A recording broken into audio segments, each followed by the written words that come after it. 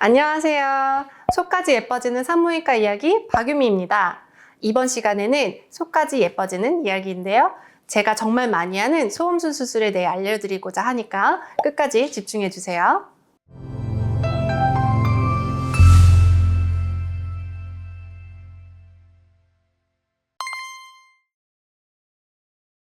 소음순은 우선 질 입구 양쪽 날개 모양 이 부분을 일컫는데요. 원래는 이물질이나 세균의 침입을 막아주는 역할을 해요.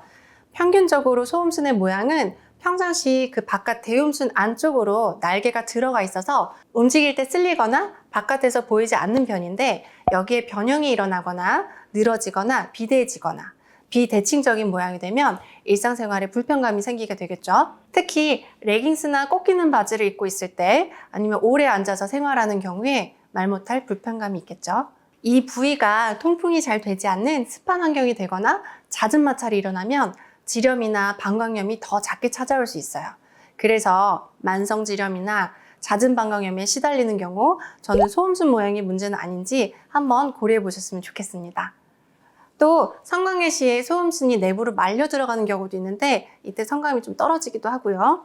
또 하나는 착색이 잘 생기는 부위인 만큼 미관상으로도 좀 불만족스러운 경우들이 많아요. 가끔 10대 때 소음순 수술 상담을 위해 내원하신 경우가 있어요. 소음순 모양이나 크기가 선천적인 경우도 있지만 2차 성징이 나타나는 사춘기 이후 호르몬의 영향을 받기도 하기 때문에 저는 성인이 된 이후까지 조금 더 기다렸다가 하시는 걸 추천드리는 편입니다. 그 외에도 수술 스케줄을 잡으실 때 생리 직후를 웬만하면 권유드려요. 아무래도 시술 후 회복 기간 동안 습기가 차거나 청결 관리가 잘 안 되거나 마찰이 자주 발생하면 염증이나 통증이 생길 수 있기 때문입니다.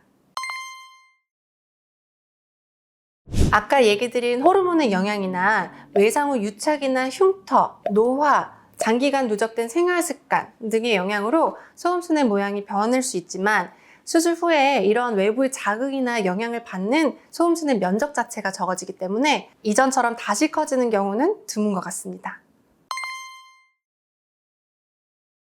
물론이죠. 이제 저희가 수술 들어가기 전에 간단하게 원래 갖고 계신 소음순 모양에 대해서 이제 얘기를 나누고, 그 다음에 어떤 모양을 원하시는지 충분히 이제 동의를 하고 진행을 하는데요. 이제 환자분이 원하시는 모양이 있고, 그리고 이제 일반적으로 하는 그런 모양이 있는데, 그 조율을 잘 맞춰서 하면 좋을 것 같고, 소음순이 아예 없어지는 거는 기능상으로 문제가 생길 수도 있기 때문에 아예 없애다기보다는 기능에 이상이 없는 한 내에서 원하시는 모양으로 우리가 이제 디자인을 하게 됩니다. 소음순 같은 경우는 비대칭이 되게 흔하기 때문에 한쪽만 비대해진 경우도 왕왕 있습니다. 그런 경우에는 굳이 양쪽 다 하시기보다는 한쪽만 상담드리기도 합니다. 최대한 맞춰드립니다. 물론 쌍꺼풀 수술도 하게 되면은 완벽한 대칭이 어려울 만큼 소음순 수술도 마찬가지인데요. 최대한 맞춰드리지만 어쨌든 주름의 방향이라든지 두께라든지 이런 거에 따라서 완벽한 대칭은 어려울 수도 있고요. 주로 이제 모양의 결과를 보는 거는 4개월 정도 후에 다시 한번 평가를 하게 되는데, 그때까지도 비대칭이 심할 경우에는 다시 한번 재수술을 권유하는 경우도 있고요. 물론이죠. 재수술도 가능은 하는데, 물론 재수술이 필요 없을 만큼 최대한 상의를 하고 원하는 모양이나 결과물을 목적으로 하긴 하지만, 만약에 원하신다고 하면 초반에 잠붓기라든지 이런 게 다 지나가고 나서 한 4개월 정도 있다가 다시 한번 평가를 한 후에 필요시에 재수술을 하게 됩니다. 물론입니다. 그런 경우에는 아마 질 타이트닝 시술을 먼저 할 것 같고요. 그러고 나서 수술을 진행할 것 같은데, 질 타이트닝 시술 같은 경우는 레이저 치료다 보니까 다운타임이 전혀 없다고 보셔도 되고요. 같은 날에도 무리가 없을 것 같습니다. 네, 소음순 수술은 입원을 하실 필요는 없으시고요.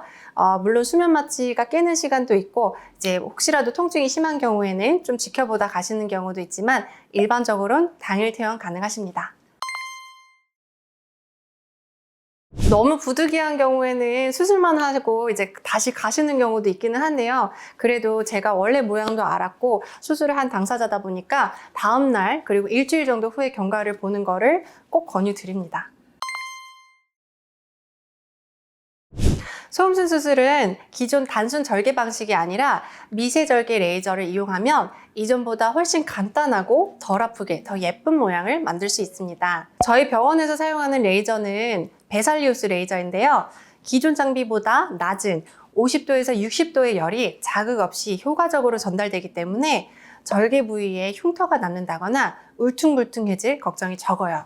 또 절개와 동시에 지혈이 이루어지기 때문에 출혈이 훨씬 적어요. 그렇기 때문에 통증이나 붓기 같은 후유증이 적은 편이고 당일 일상생활이 가능하실 정도로 수술 후 빠르게 일상복귀가 가능합니다.